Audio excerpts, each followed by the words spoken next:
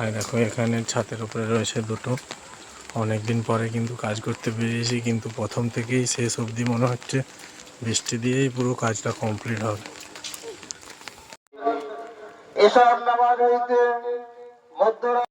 আপনারা দলে দলে যোগদান করিয়া দিন ও দুনিয়ার ফায়দা।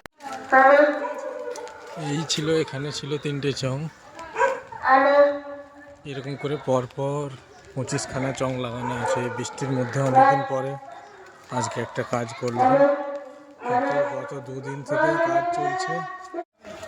হাই যে দেখো, হাই সেই ছাদটা দেখা যাচ্ছে, সেই ছাদটায় রয়েছে 5খানা চং।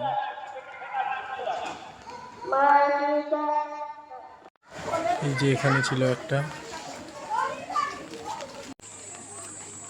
পুরো দিন সারা দিন বৃষ্টি হয়। সেই ছাদে দেখো 4টে চং আছে। এই ছাদে দেখো, এই ছাদে রয়েছে 4টে চং।